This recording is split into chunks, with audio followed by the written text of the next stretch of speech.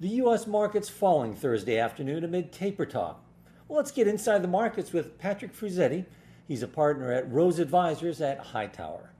Well, welcome to our program, Patrick. Fred, thanks for having me.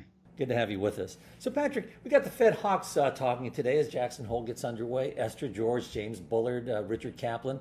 George saying basically that tapering should start sooner than later. We had Kaplan sort of walking back his concerns about the Delta variant, saying that the Fed may announce a tapering plan in September. Then you had Bullard was saying that the bank is coalescing around a plan now. What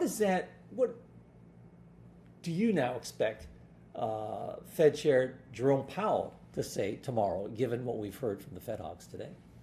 I honestly doubt he'll provide any roadmap. I think, there's still a concern about the Delta variant. I still don't think they fully understand what the effects of it will be. They may, for now, want to stick to their current schedule of QE taper. And ultimately, if they execute upon that schedule, I think it'll be a painful yet brief experience that they'll learn from. But honestly, we'll see what they ultimately do, because I think, the Fed really seems to think they have much more runway to tighten than they actually do.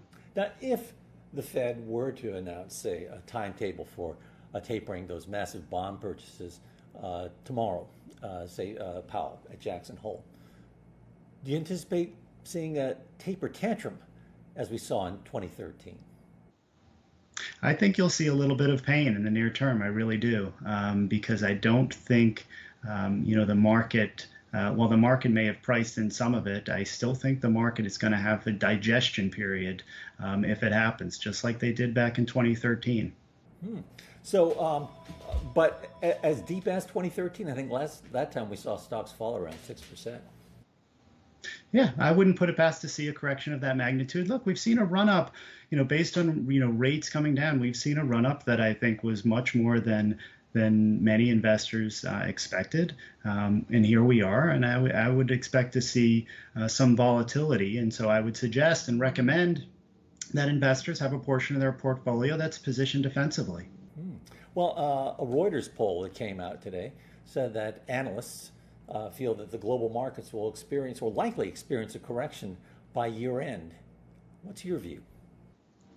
Well, by year end, I mean, I'm not going to predict what happens over the next 4 months, but it's certainly in the cards. At some point, I do think having some defensive position helps. But, what we're going to learn, I would say, over the next 4 months before the end of the year, as I mentioned, around the labor market, there was a Washington Post poll out not too long ago, and it was around, U.S. workers under the age of 40. About a third of them during the time of COVID had actually, considered leaving their line of work. I mean, that's a tremendous, portion of the labor market. And I think we're going to see more of that in the weeks and months to come. And one of the contributors, and I don't think this is fully appreciated either, is there's clearly, there are vaccine mandates that are going on right now. And rightly or wrongly, there are those that are opposed to the vaccine, and whether or not also accelerates some shift within the labor market. It's something that the overall economy needs to digest, and will have an impact on wages for the next few months. Patrick, you said position yourselves defensively. How should investors reposition their portfolios defensively, especially at a time when yields are so low and they're only expected to go higher? Yeah, so look, a portion of the portfolio is we believe that there will be some inflationary pressure. Of course, you're going to have some cyclical exposure to things like energy that we feel are undervalued, or maybe materials that we feel are undervalued, and certainly precious metals. But one of the best sectors, Fred, this year has been in the healthcare space. And that's large pharmaceutical, large medical device. They provide dividends, have good balance sheets. Those are the types of companies that I think have provided very good defensive positioning, for those who are in the equity markets this year and in the future. All right, so healthcare is a defensive posture. Thanks a lot, Patrick. Sure. Our thanks to Patrick Fruzzetti of Rose Advisors at Hightower. I'm Fred Katayama in New York. This is Reuters.